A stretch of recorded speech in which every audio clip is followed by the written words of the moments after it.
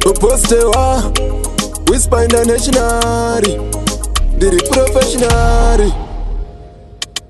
Umwe wangu unowanza kumanya uchizviita wakanyanya, pamwe pacho hapade kumanya zungu unorinyanya. Kunyarara kusikupusa, kunyarara kusikupusa.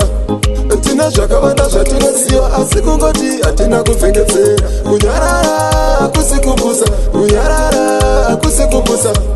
Tina zvakawanda zvatoziva asi kungoti hativhengetseri. Zvinhu zvese unoda zviite zvako, nechipo changu unoda chiite chako.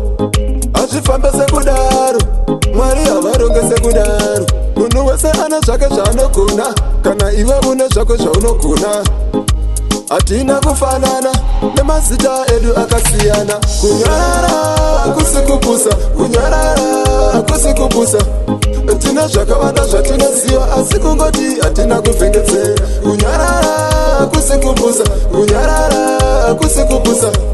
Tina zvakawanda zvatoziva asi kungoti hativhengetseri.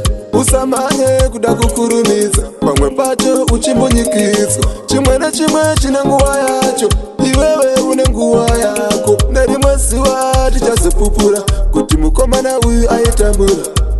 Tiri kuchanda tichidikitira, chishuwe ndechekuti tigobudirira. Kunyarara kusikupusa, kunyarara kusikupusa.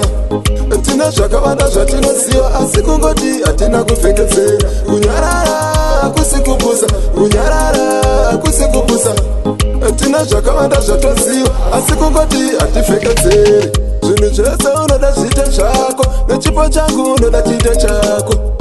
Hazvifambe sekudaro, Mwari havaronge sekudaro. Munhu wese ane zvake zvaanogona, kana iwe une zvako zvaunogona. Hatina kufanana, nemazita edu akasiyana. Kunyarara kusikupusa, kunyarara kusikupusa. Tina zvakawanda zvatinoziva asi kungoti hatina kuvhengetsera. Kunyarara kusikupusa, kunyarara kusikupusa. Tina zvakawanda zvatoziva asi kungoti hativhengetseri.